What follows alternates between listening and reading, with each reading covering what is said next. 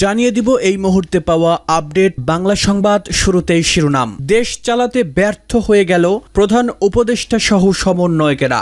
সংঘর্ষে উত্তাল রাজধানী। এবার 3 কলেজের শিক্ষার্থীদের সংঘর্ষে রণক্ষেত্র ডেমরা যাত্রাবাড়ি। কঠিন চাপের মুখে প্রধান উপদেষ্টা সহ সমন্বয়কেরা। এরপরে জানাবো, গভীর রাতে বাস, পিকআপ ও মাইক্রোবাসে করে ঢাকায় আসতে শুরু করেছে হাজারো মানুষ। 1 লাখ টাকা করে ঋণ দেওয়ার প্রলোভন দেখিয়ে শাহবাগে লোক জড়ো করার চেষ্টা। আসলে তারা কি চাচ্ছে? এবারে জানাবো একটি গুরুত্বপূর্ণ চাঞ্চল্যকর তথ্য। হাসিনার পতনের মাস্টার মাইন্ড ওবায়দুল কাদের। এরপরে বিএনপির 2 গ্রুপের সংঘর্ষ, আহত 10। এবং সবশেষে জানাবো, রিকশা চালকের ছদ্মবেশে ফিরে এসেছে ছাত্রলীগ। শুনছিলেন সংবাদ শিরোনামগুলো, এবারে বিস্তারিত। তবে তার আগে ভিডিওতে একটি লাইক এবং কমেন্টস করে জানিয়ে দিন কে কোন স্থান থেকে আমাদের এই সংবাদ শুনছেন বা দেখছেন। জানিয়ে দিন সংবাদ সম্পর্কে আপনার মূল্যবান মতামত। 3 কলেজের শিক্ষার্থীদের সংঘর্ষে রণক্ষেত্র ডেমরা যাত্রাবাড়ি। রাজধানীর ডেমরা যাত্রাবাড়ি এলাকায় সংঘর্ষে রণক্ষেত্রের রূপ নিয়েছে। সরকারি শহীদ সোহরাওয়ার্দী কলেজ, কবি নজরুল সরকারি কলেজ এবং ডাক্তার মাহবুবুর রহমান মোল্লা কলেজের শিক্ষার্থীদের মধ্যে ব্যাপক সংঘর্ষ ও ধাওয়া পাল্টা ধাওয়ার ঘটনা ঘটে। এ সময় ডিএমআরসি শিক্ষার্থীদের সঙ্গে যোগ দেয় স্থানীয় লোকজনও। ফলে পরিস্থিতি আরও ভয়াবহ হয়ে ওঠে। এতে বেশ কয়েকজন আহত হওয়ার তথ্য পাওয়া গেছে। এর আগে সোমবার সকাল থেকেই বিভিন্ন এলাকা থেকে শিক্ষার্থীরা নিজ নিজ ক্যাম্পাসে জড়ো হতে থাকেন। সরকারি সোহরাওয়ার্দী কলেজের শিক্ষার্থীরা বেলা 10টার দিকে লাঠিসোঁটা হাতে ক্যাম্পাস থেকে বের হয়ে কবি নজরুল কলেজের দিকে রওনা দেন। তাদের পরিকল্পনা ছিল কবি নজরুল কলেজের শিক্ষার্থীদের সঙ্গে যুক্ত হয়ে একসঙ্গে ডাক্তার মাহবুবুর রহমান মোল্লা কলেজের দিকে যাওয়া। তবে কবি নজরুল সরকারি কলেজের অধ্যক্ষ উত্তেজিত শিক্ষার্থীদের শান্ত থাকার আহ্বান জানালেও একটি অংশ তাদের সিদ্ধান্তে অনড় থেকে মাহবুবুর রহমান কলেজের দিকে যাত্রা করে। পরিস্থিতি আরও উত্তপ্ত হয়ে ওঠে যখন শিক্ষার্থীরা ডাক্তার মাহবুবুর রহমান মোল্লা কলেজে ভাঙচুর চালায়। এ সময় সংঘর্ষ ছড়িয়ে পড়ে ডেমরা যাত্রাবাড়ি এলাকার সড়কে। এতে স্থানীয় পরিবেশও চরম উত্তেজনাপূর্ণ হয়ে ওঠে। এর আগে রোববার সন্ধ্যায় সরকারি সোহরাওয়ার্দী কলেজ ও কবি নজরুল সরকারি কলেজের শিক্ষার্থীরা ঘোষণা দেন, কলেজে ভাঙচুরের প্রতিবাদে এবং দোষীদের গ্রেফতারে প্রশাসনকে 24 ঘন্টার আলটিমেটাম দিয়ে সোমবার বিক্ষোভ মিছিল করবেন। এই ঘোষণার অংশ হিসেবে সোমবার সকাল থেকে তারা সড়কে অবস্থান নেন। সংঘর্ষের সূত্রপাত ঘটে ঢাকা ন্যাশনাল মেডিকেল ইনস্টিটিউট হাসপাতালে। অভিযোগ ওঠে, চিকিৎসকের গাফিলতির কারণে ডাক্তার মাহবুবুর রহমান মোল্লা কলেজের শিক্ষার্থী অভিজিতের মৃত্যু হয়। তার মৃত্যুর বিচার দাবি করে রোববার দুপুর থেকেই বিভিন্ন কলেজের শিক্ষার্থীরা ন্যাশনাল মেডিকেল ইনস্টিটিউট হাসপাতাল ঘেরাও করেন। এক পর্যায়ে এই বিক্ষোভ সংঘর্ষের রূপ নেয়। হাসপাতাল ছাড়াও সোহরাওয়ার্দী ও কবি নজরুল কলেজেও ভাঙচুর চালানো হয়। প্রত্যক্ষদর্শীরা জানান, সোমবার সংঘর্ষ চলাকালে বিভিন্ন সড়কে শিক্ষার্থীদের লাঠিসোঁটা হাতে দৌড়াদৌড়ি করতে দেখা যায়। ধাওয়া পাল্টা ধাওয়ার কারণে এলাকা জুড়ে আতঙ্ক ছড়িয়ে পড়ে। সংঘর্ষের সময় 2টি কলেজেই পরীক্ষা চলছিল। শিক্ষার্থীরা হামলা চালালেও পরীক্ষার্থীরা ভয়ে এদিক ওদিক ছুটতে থাকেন। 1 লাখ টাকা ঋণ দেওয়ার প্রলোভন দেখিয়ে শাহবাগে লোক জড়ো করার চেষ্টা।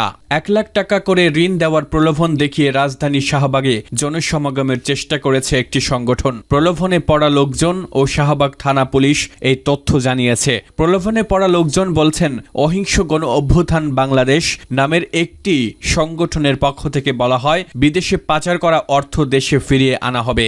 শাহবাগে যারা উপস্থিত হবেন তাদের 1 লাখ টাকা করে ঋণ দেওয়া হবে। পুলিশ ও শাহবাগে আসা লোকজন বলছেন, এমন প্রলোভনে পড়ে গতকাল রোববার দিবাগত রাত 1টার পর সারা দেশ থেকে বাস, পিকআপ ও মাইক্রোবাসে সাধারণ মানুষ ঢাকায় আসতে শুরু করে। পরে পুলিশ ও ঢাকা বিশ্ববিদ্যালয়ের শিক্ষার্থীরা আসা লোকজনকে বুঝিয়ে ফেরত পাঠানোর চেষ্টা করেন। আজ সোমবার সকাল 7টার দিকে শাহবাগ ও ঢাকা বিশ্ববিদ্যালয় এলাকায় প্রচণ্ড যানজট দেখা যায়। তখন বিশ্ববিদ্যালয়ের শিক্ষার্থী ও পুলিশ আসা লোকজনের সঙ্গে কথা বলেন, তাদের বুঝিয়ে ফেরত পাঠানোর চেষ্টা করেন। পরে ধীরে ধীরে পরিস্থিতি স্বাভাবিক হয়। বাসে আসা বেশ কিছু ব্যক্তি জানিয়েছেন, তাদের বেশিরভাগই জানেন না শাহবাগে ঠিক কি হবে। তারা বলেন, তাদের 1 লাখ টাকা করে ঋণ দেওয়া হবে এমন কথা বলা হয়েছে, এজন্যই তারা এসেছেন। কয়েকজন ব্যক্তির ভাষ্য, তাদের কাছ থেকে রেজিস্ট্রেশন ফি বাবদ 1000 করে টাকা নেওয়া হয়েছে।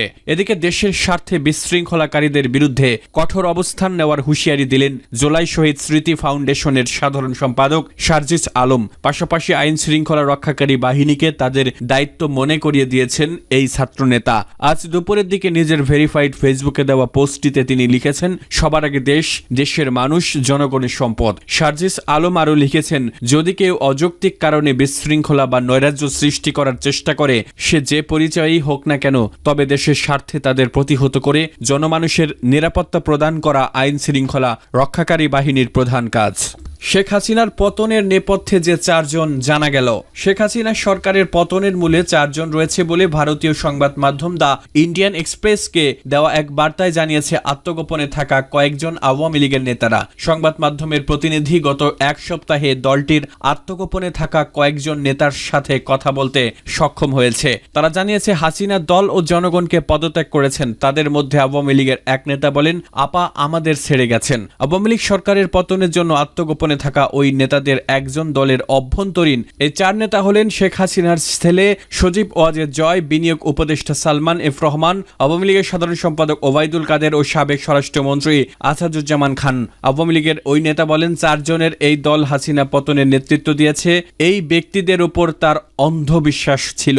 তার যে সহজাত রাজনৈতিক প্রজ্ঞা ছিল তা তিনি তাদের কারণে হারিয়েছেন। আওয়ামী লীগের এক নেতা বলেন, দুর্নীতি, চাঁদাবাজি, নির্যাতন, পুলিশের নিষ্ঠুরতায় জনগণের মধ্যে যে ক্ষোভের সৃষ্টি হয়েছে তা আমরা বুঝতে পেরেছিলাম। বিএনপি নির্বাচনে গেলে সেই ক্ষোভ হয়তো থামানো যেত, তাতে আমরাই আবার জিততে পারতাম এবং দল ক্ষমতায় থাকতো। তারা জানান, 5 অগস্টের ঘটনা বলি তারা আগে থেকে আজ করতে পারেনি। সেদিন হাসিনা তার বোন শেখ রেহানাকে সঙ্গে নিয়ে দেশ ছেড়ে ভারতে চলে যান। শেখ হাসিনার ছেলে সজীব ওয়াজেদ জয় বর্তমানে যুক্তরাষ্ট্র ও মেয়ে সাইমা ওয়াজেদ ভারতে রয়েছেন।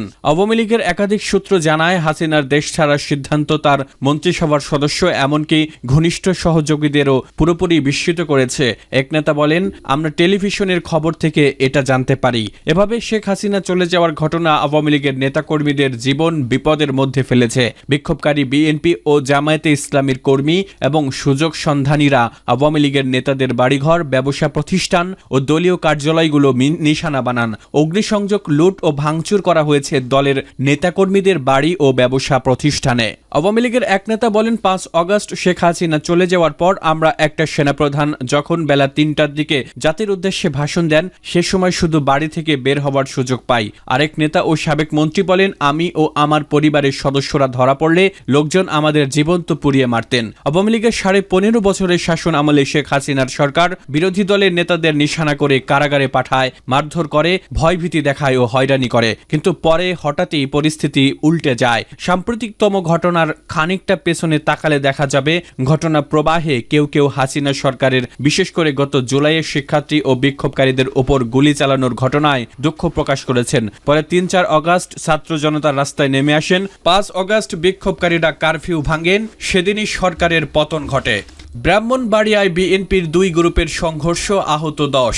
ব্রাহ্মণবাড়িয়ার সরাইলে বিএনপির 2 গ্রুপের সংঘর্ষ হয়েছে, এতে অন্তত 10 জন আহত হয়েছেন। শনিবার সন্ধ্যায় উপজেলা সদরে উপজেলা বিএনপির সাংগঠনিক সম্পাদক দুলাল মাহমুদ আলী ও উপজেলা যুবদলের সদস্য সচিব নূর আলমের সমর্থকদের মধ্যে এই সংঘর্ষের ঘটনা ঘটে।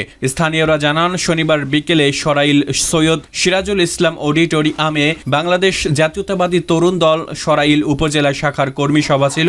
সভায় কেন্দ্রীয় নেতৃবৃন্দ ছাড়াও স্থানীয় বিএনপি, যুবদল, ছাত্রদল সহ অঙ্গ সংগঠনের নেতৃবৃন্দ উপস্থিত ছিলেন। সভা শেষে উপজেলা বিএনপি সাংগঠনিক সম্পাদক দুলাল মাহমুদ আলীর ভাই আজির উদ্দিন আহমেদ পান্না তরুণ দলের নেতা আরাফাত রহমান হৃদয়ের সাথে আপত্তিকর ভাষায় কথা বলে। এ সময় উপজেলা যুবদলের সদস্য সচিব নূর আলম আরাফাতের পক্ষ নিয়ে কথা বলে। বিষয়টি নিয়ে দুলাল ও নূর আলমের মধ্যে বাক বিতণ্ডা হয়। এর জের ধরে 2 নেতার সমর্থকরা সড়কের উপর দেশীয় অস্ত্রশস্ত্র নিয়ে সংঘর্ষে জড়ায়। প্রায় ঘণ্টাব্যাপী চলা সংঘর্ষে উভয় পক্ষের অন্তত 10 জন আহত হয়। এতে সরাইল অরুয়াইল সড়কে যানবাহন চলাচল বন্ধ হয়ে যায়। পরে পুলিশ ও স্থানীয় লোকজনের হস্তক্ষেপে পরিস্থিতি নিয়ন্ত্রণে আসে। ঘটনার পর থেকে এলাকায় থমথমে অবস্থা বিরাজ করছে। সরাইল থানার ভারপ্রাপ্ত কর্মকর্তা রফিকুল হাসান জানান, খবর পেয়ে পুলিশ ঘটনাস্থলে পৌঁছে পরিস্থিতি নিয়ন্ত্রণে আনে। বর্তমানে পরিস্থিতি স্বাভাবিক রয়েছে।